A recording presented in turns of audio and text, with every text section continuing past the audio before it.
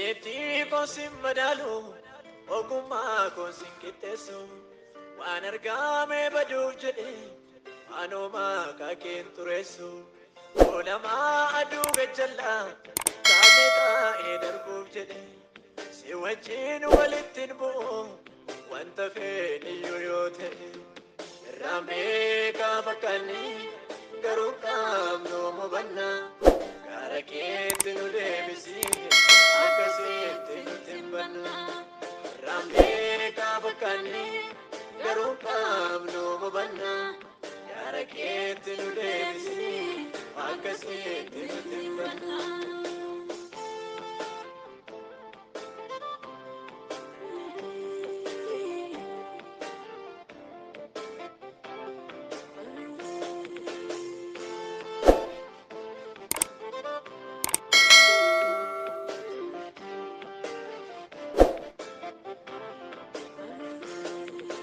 Fanneram jalina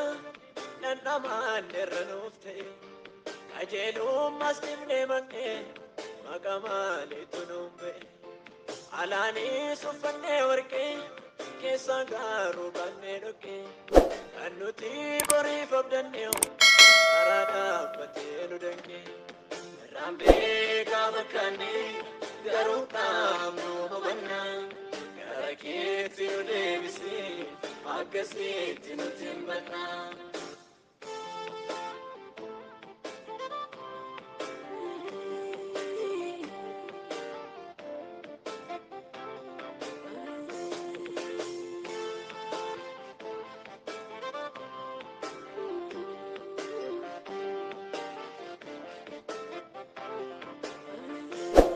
Ayyoonati nuuf dhamaatee mootummaa kee akka dhaallu yaalinooti gochaa jirru garuu lafarraatti ittiin wal chaatu gooftaasiitu nuuf qabaatee darbe jaalalaaf garaa wal danda'a sabni kee garuu kana dide arrabaasan wal kaaka guyyaa dhuunfaatti keetti eenyutu si wajjin kaa gargaari waaqayyoo humni keenya maata guyyaa dhuunfaatti keetti eenyutu si wajjin kaa nu gargaari waaqayyoo humni keenya maata tokkummaa ganamaa jaalalaa manamaa nuuf deebisi tokkummaa ganamaa jaalalaa manamaa nuuf deebisi tokkummaa ganamaa jaalalaa manamaa Tokkummaa ganamaa jaalalaa manamaa nuuf deebisi.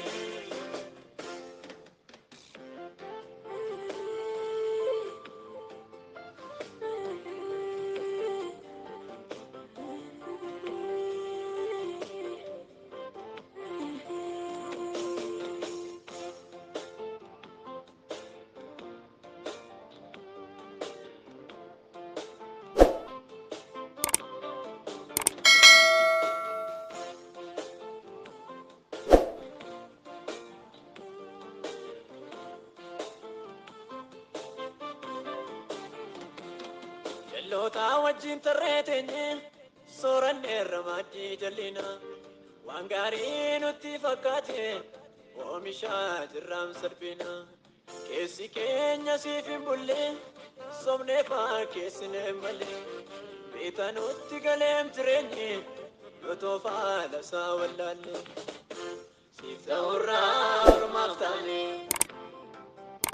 diimataa keenya irras buune Atamea fugara, Oji gofta kudara,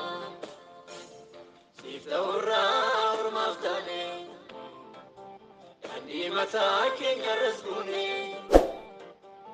Atamea